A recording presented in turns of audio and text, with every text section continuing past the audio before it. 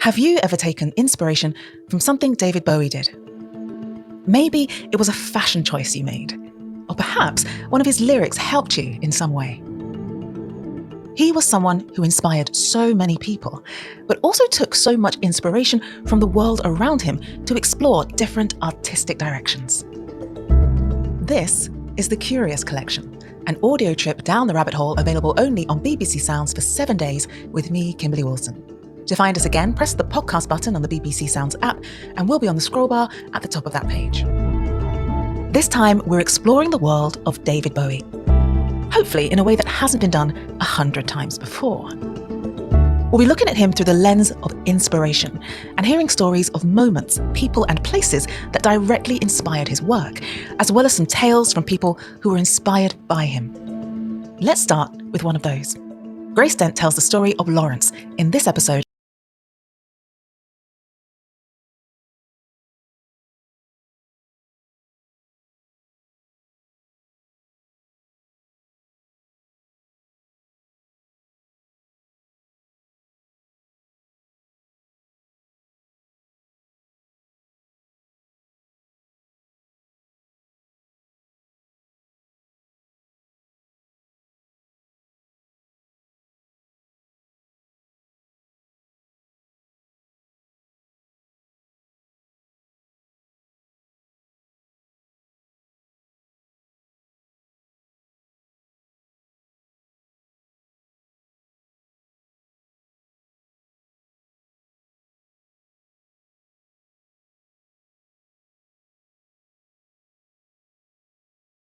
Welcome to the Football Bulletin from BBC Sport with me, Andy Barwell, bringing you the headlines for Thursday the 9th of January.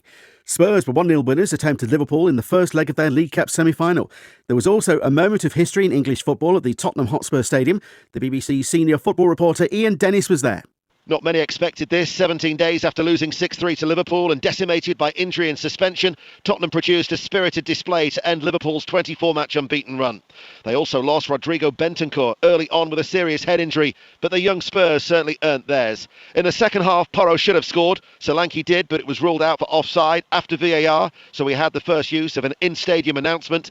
That disappointment didn't last long as Solanke set up Bergvall, who struck his first goal for the club with 4 minutes left. Dragoshin had made a goal line clearance from Alexander Arnold, while debutant Kinski in goal made a fine reflex save in injury time, as Spurs take a slender lead to Anfield for the return in 4 weeks' time. Well, the Tottenham boss, Ange Postecoglou, is not a fan of VAR or this new variant.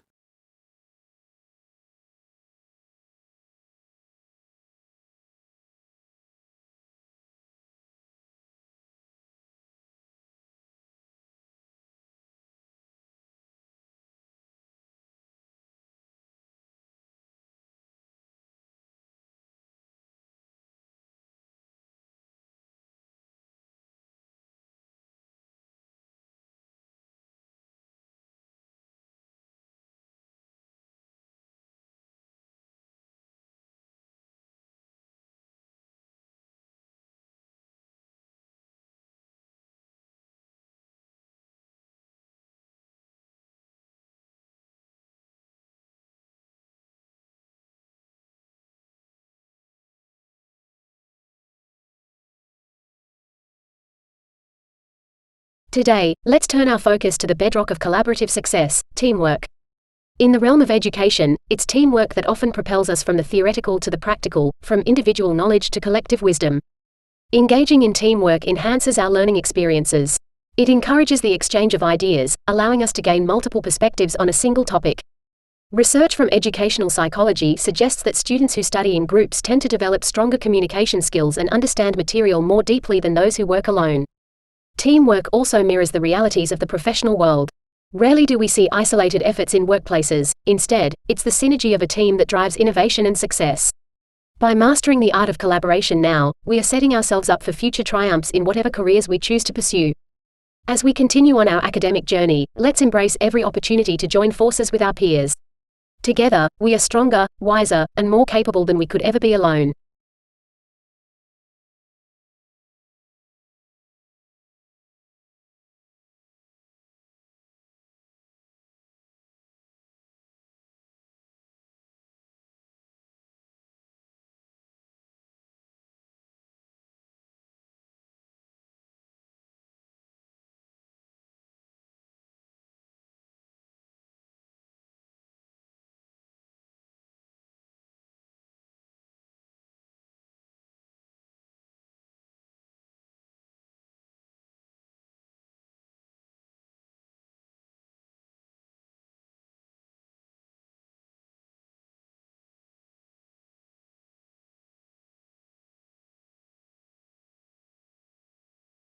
Embracing cultural diversity is integral to enriching our university experience.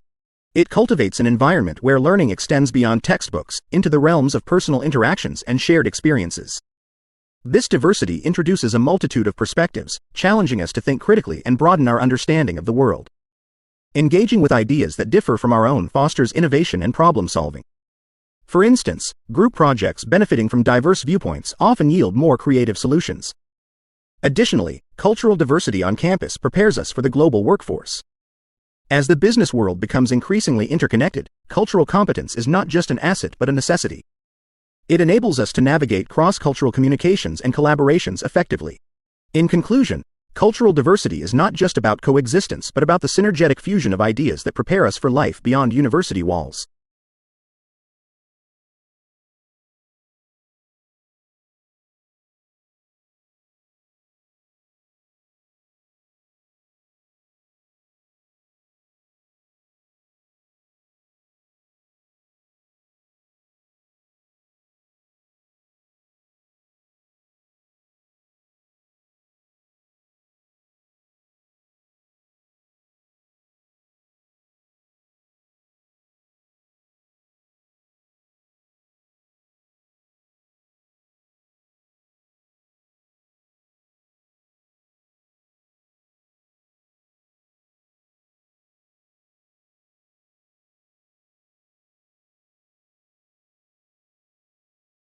A second focal area is student discipline. For some teachers, mindfulness apps have worked both ways, hitting the mark in terms of behavior, but others have been a mixed fortune. Some teachers report that disruptive behaviors decline and positive social behaviors increase, and others state that these are not so evident in all students. The findings from these results are suggestive that mindfulness applications may be more appropriate as a student-specific intervention that is bolstered by other forms of interventions. Qualitatively, in urban schools, teachers' training in mindfulness techniques was found to be associated with being more effective in the implementation of these practices in behavior management than other teachers without such training, hence a higher level of success. Also, teachers have highlighted the significance of continued professional development in order to initiate mindfulness applications. This is a way the teachers will be able to be trained on how to implement the mindfulness practices and what are the students' needs. Knowledge on mindfulness practices can help teachers to create positive and nurturing classroom climates partnered with collaboration of collaborative for academic, social and emotional learning (CASEL). Therefore, teachers who are knowledgeable in mindfulness practices are placed in a position to help in developing